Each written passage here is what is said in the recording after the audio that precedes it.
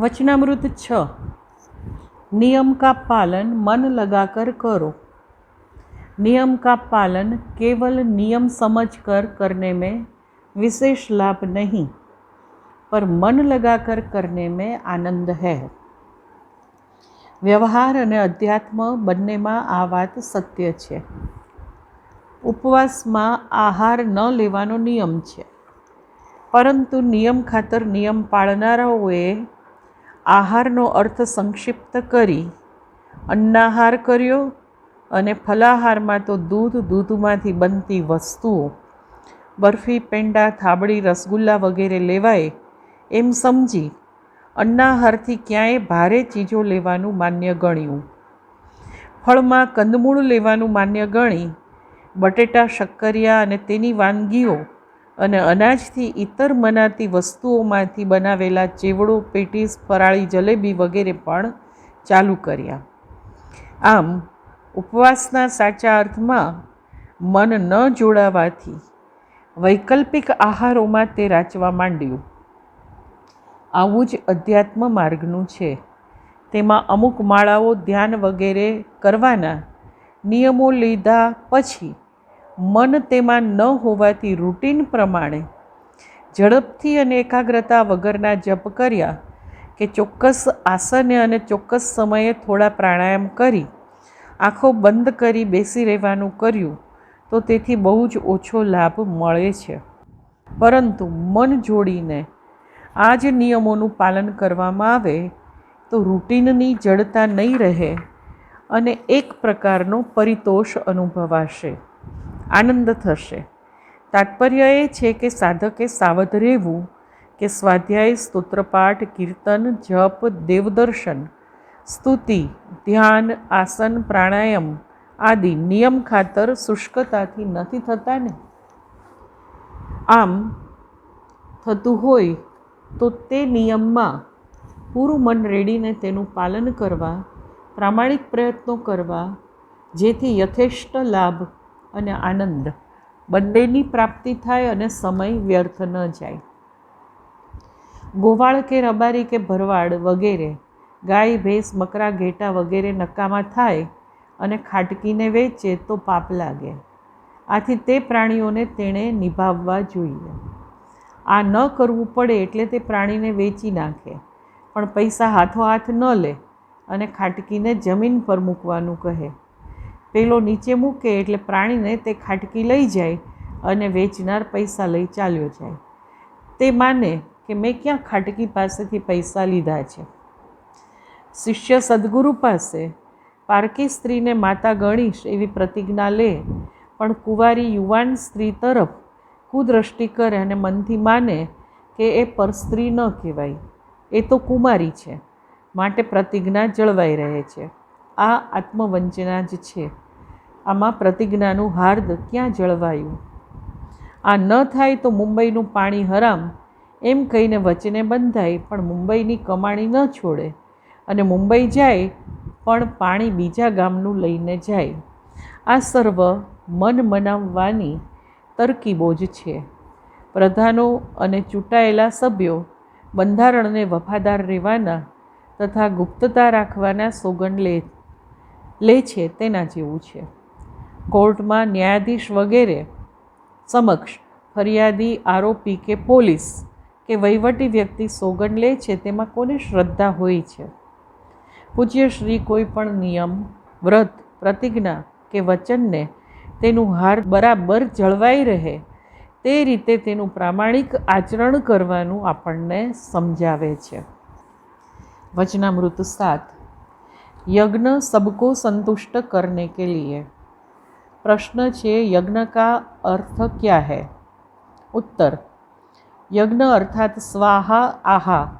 अग्नि में जैसे घी की आहुति दी जाती है, इसी तरह वहाँ हाजिर रहने वाले प्रत्येक व्यक्ति को उसकी जठराग्नि में देनी चाहिए।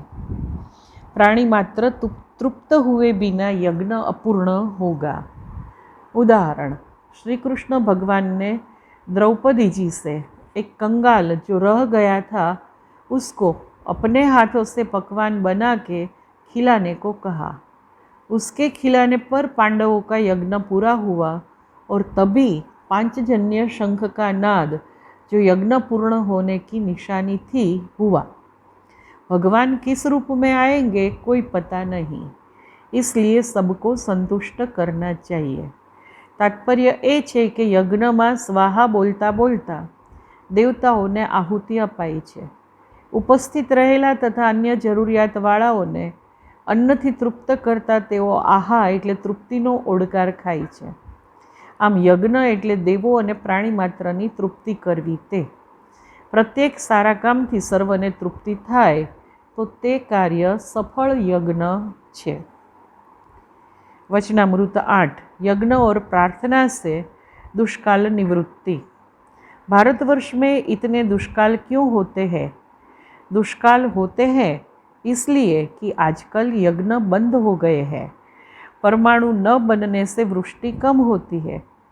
अधर्म भी बहुत बढ़ गया है। आज बचाव का एक ही उपाय है, प्रभु से सच्चे हृदय से प्रार्थना करना, ईश्वर जरूर सुनेंगे। यज्ञ विधि जानने वाले के हाथ से 10 से 50 तोला घृत यानी घी गाय का, जिस गाय ने 4 मास सिर्फ घास खाया हो, इसी गाय का लेकर यज्ञ करने से किसी भी ऋतु में वर्षा होती है। श्रीमद् भगवत गीता में अने मानसजी में कह्युं छे ते प्रमाणे यज्ञथी वरसाद थाय छे। अग्नि में होमेल आहुतिना भूतद्रव्योना परमाणुओ अंतरिक्षમાં બંધાય છે અને પછી વૃષ્ટિ થાય છે। પૂજ્યશ્રીએ યજ્ઞ કરવા માટે વિધિના જાણકાર વિપ્રની તથા 4 માસ સુધી માત્ર ઘાસ જ ખાધું હોય તેવી ગાયની ઘીની જરૂરિયાત બતાવી છે। જે ગાયને ખાણ કે હોર્મોન વધારવા ઇન્જેક્શન આપવામાં આવતા હોય તેવી ગાયનું કે ભેંસનું કે અન્ય પ્રાણીના દૂધમાંથી બનાવેલું ઘી યજ્ઞમાં ન વપરાય। મનુસ્મૃતિમાં જણાવ્યું છે કે અગ્નૌ પ્રાસ્તુહુતિ સમ્યક આદિત્યમ ઉષત્તિષ્ઠતે આદિત્યાદ જાયતે વૃષ્ટિ વૃષ્ટેર અન્નમ તતઃ પ્રજા। અગ્નમાં સારી રીતે હોમેલી આહુતિ આદિત્યમાં એટલે કે સૂર્યમંડળમાં એટલે કે સૂર્યના કિરણોવાળા અંતરિક્ષમાં પહોંચે છે। આદિત્યથી વરસાદ થાય છે, વરસાદથી અન્ન અને તેમાંથી પ્રજા એટલે કે પ્રાણી સૃષ્ટિ થાય છે। પ્રાચીન સમયમાં આવા યજ્ઞો થતા। અત્યારના યુગમાં યજ્ઞો અતિ ઓછા થાય છે અને વૃષ્ટિ માટે તો વિધિજ્ઞો દ્વારા દુષ્કાળના સમયે ભાગ્યે જ થાય છે। પ્રાચીન સમયના યજ્ઞ જેવા યજ્ઞો તો થતા જ નથી। આ વૃષ્ટિ ન થવાનું એક કારણ છે। બીજું કારણ અધર્મ વધ્યો છે તે છે। સંધ્યા પૂજન વગેરે ધાર્મિક આચારો બહુ જ ઓછા લોકો કરે છે। તદુપરાંત અનીતિ, પરિગ્રહ, છેતરપિંડી, બળાત્કારો, ખૂનો, લૂંટફાટ, ભ્રષ્ટાચાર, જૂઠ, હિંસા વગેરે પણ વધ્યા છે। આમ આચાર ધર્મ અને કર્તવ્ય ધર્મ બંને ક્ષીણ થઈ ગયા છે। આ પ્રકૃતિ એટલે કે ભગવત શક્તિ સહન ન જ કરી શકે। આથી પૂજ્યશ્રી પ્રાર્થનાનો એકમાત્ર ઉપાય બતાવે છે। આ આર્દ્ર ભાવે કરેલી પ્રાર્થના જ ભગવાન સ્વીકારે છે।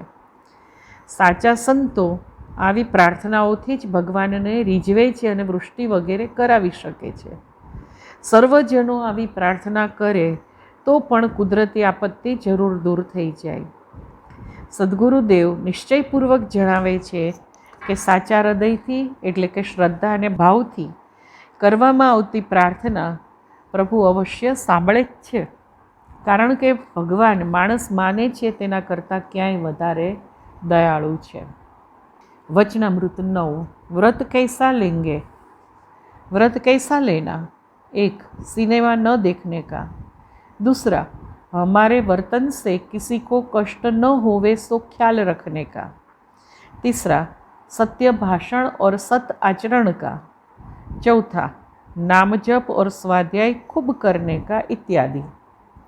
पूज्य श्री અહીં આપણા અંતરમાં અસદ વિચારો ન આવે તે માટે સિનેમા, અત્યારના યુગમાં ટીવી વગેરે મનોરંજનના પ્રોગ્રામો પણ તેમાં આવી જાય એટલે તે ન જોવાનું વ્રત ખાસ લેવા જણાવે છે।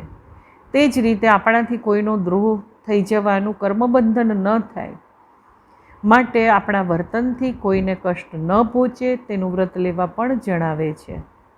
આપણું તપ વધે અને આપણે સાચા અર્થમાં પવિત્ર બની રહીએ તે માટે સત્ય જ બોલવાનું અને સારું નીતિમય આચરણ કરવાનું વ્રત પણ તેઓ લેવા જણાવે છે. આપણે પ્રભુ માર્ગે આગળ વધીએ તે માટે ભગવાન નામનો જપ ખૂબ કરવાનું તેમજ પવિત્ર સ્તોત્રો નિયમિત કરવાનું વ્રત લેવા જણાવે છે. આદિ શબ્દથી સત્સંગ અને સદગ્રંથોનું અધ્યયન કરવાનું, દુર્જનથી દૂર રહેવાનું, નિષિદ્ધ કર્મો ભૂલે ચૂકે પણ ન કરવાનું, પરોપકાર કરવાનું વગેરે વ્રતો લેવાનો ભાવ પણ આવી જાય છે.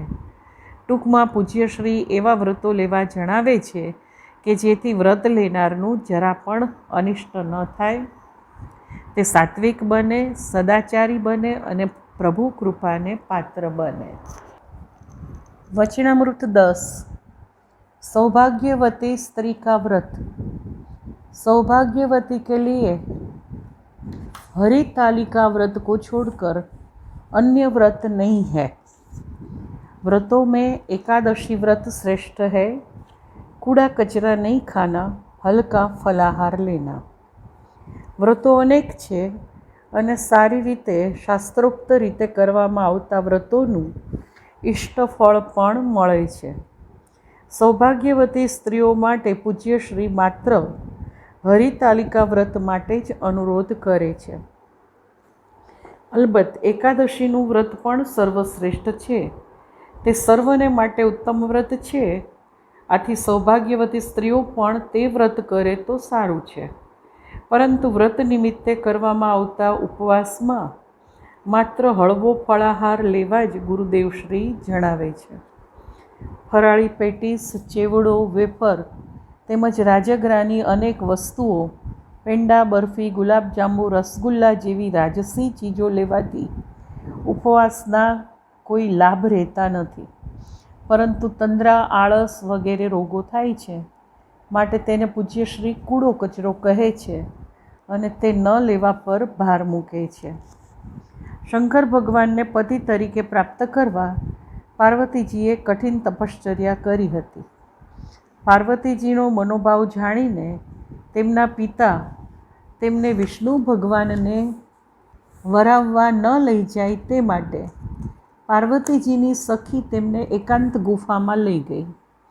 ત્યાં તેમણે કઠિન તપશ્ચર્યા કરી શિવજીને પ્રસન્ન કર્યા. પિતાએ પણ તેમનું પ્રદાન શિવજીને કર્યું. ભાદ્રપદ શુક્લ ત્રીજના દિવસે ઉપવાસ કરીને સૌભાગ્યવતી સ્ત્રીઓ અખંડ સૌભાગ્ય માટે અને કુંવારી કન્યાઓ ઈચ્છિત પતિની પ્રાપ્તિ માટે આ વ્રત કરે છે. કેટલીક બહેનો તો નિર્જળ ઉપવાસ કરે છે. આલિકાઓ બરાબર સખીઓ તેમને ગુફામાં હરી ગઈ માટે આ વ્રતને હરિતાલિકા વ્રત કહે છે. હરિતા આલિકાભિઃ ઇતિ હરિતાલિકા ગૌરી तस्याह व्रतम। 11वां वचनामृत। ज़्यादा उपवास से साधन में बाधा। बहुत उपवास न करना जिससे अभ्यास में बाधा होवे। વધારે ઉપવાસો કરવાથી શરીર કમજોર થઈ જાય છે. વળી મનમાં ઉપવાસો કરવાનો અહમ થવા માંડે છે. આમ શારીરિક અને માનસિક બંને રીતે નુકસાન થાય છે. તેથી જપ, ધ્યાન વગેરે ગુરુ નિર્દિષ્ટ સાધનમાં બાધા પહોંચે છે. શ્રીમદ્ ભગવદ્ ગીતામાં 6થા અધ્યાયમાં જણાવ્યા મુજબ યોગ્ય આહાર વિહાર કરનારને જ સાધન યોગ પીડાહર એટલે દુઃખ હરી લેનારા બને છે. ભક્તિ, કર્મ અને જ્ઞાન આ ત્રણેય યોગો માટે આ વસ્તુ સત્ય છે. અહીંયા આ પ્રકરણ સંપૂર્ણ થાય છે. પ્રકરણનો સાર જોઈએ. પ્રાચીન ભારતમાં યજ્ઞ સંસ્કૃતિ પૂર્ણ સ્વરૂપે હતી. આધુનિક સમયમાં કોઈક વિશિષ્ટ પર્વ દિવસોમાં અને વિશિષ્ટ પ્રસંગોએ યજ્ઞો કરવામાં આવે છે. મોટા ભાગે હવે સેવા કાર્યોને યજ્ઞો તરીકે ઘટાવવામાં આવે છે. પૂજ્ય શ્રી યજ્ઞોમાં દેવોને આહુતિ આપી સ્વાહાથી અને ભૂખ્યા દીનજનોને અન્ન આપી આહા એટલે ઓડકારના ધ્વનિથી તૃપ્ત કર્યાનો આનંદ મેળવવા કહેતા. તદુપરાંત ગ્રહસ્થે આચરવાના 5 મહાયજ્ઞો પણ પ્રબોધતા, જેમાં પણ પિતૃ, દેવ, પિતૃ, મનુષ્યો, પશુ, પક્ષી આદિને તૃપ્ત કરવાનું નિત્ય બની રહે છે. વ્રતોમાં જે તે વ્રતના શાસ્ત્રોક્ત નિયમોનું બરાબર પાલન કરવું જોઈએ. પૂજ્ય શ્રી એકાદશી જેવા વ્રતો તદ્દન સાત્વિક ફલાહારથી, બને તો માત્ર દૂધ કે ફળથી, અને નહીં કે રાજગરા, શિંગોડા કે સામાની વિવિધ વાનગીઓ કે બાસુંદી, બરફી, પેંડા, થાબડી કે શ્રીખંડથી કરવા ખાસ ભલામણ કરતા. વ્રતોમાં ભગવદ્ ભાવ વધે તેમ ભજન, સંકીર્તન, સત્સંગ આદિ કરવા જરૂરી છે. પરનિંદા, અસત્ય વગેરે અસત બાબતો ત્યજી દેવાના નિયમો કરવામાં આવે તો વ્રત સફળ અને પૂર્ણતઃ સંપન્ન થાય છે. કેટલાક બીડી તમાકુના વ્યસનીઓ ઉપવાસમાં પણ ધૂમ્રપાન અને તમાકુનું સેવન છોડતા નથી. પૂજ્યશ્રીએ વિનોદી વાણીમાં આ બાબત પરત્વે ટકોર કરી છે. વ્રતો, નિયમો તેમજ યજ્ઞ વગેરેનું પ્રધાન ઉદ્દેશ્ય અંતઃકરણ શુદ્ધિ અને સાત્વિક ગુણો વિકસાવી ભગવદ્ ભાવ વધારવાનું છે. આથી પૂરું મન રેડીને તેનું આચરણ કરવું જોઈએ. પ્રતિજ્ઞા કે નિયમોના માત્ર શબ્દોનું નહીં, પણ તેમના હાર્દ અને મર્મને સમજીને તે જળવાય તેમ પૂરા મનથી અને પ્રામાણિકતાથી તેમનું પાલન કરવું જોઈએ. શાબ્દિક આચરણ કરવું અને હાર્દ મર્મને ન જાળવવા તે તો દંભ જ છે. દંભીથી ભગવાન સદા દૂર જ રહે છે. વિધિવત સારી રીતે કરેલા યજ્ઞોથી દુષ્કાળ નિવૃત્તિ અવશ્ય થાય છે. આ શાસ્ત્રસંમત ઉપાય છે.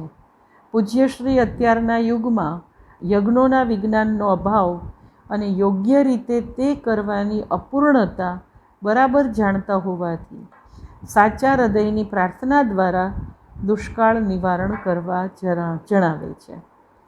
સાધનમાં બાધા પહોંચે એટલા બધા ઉપવાસ ન કરવા પૂજ્યશ્રીએ ધ્યાન દોર્યું છે.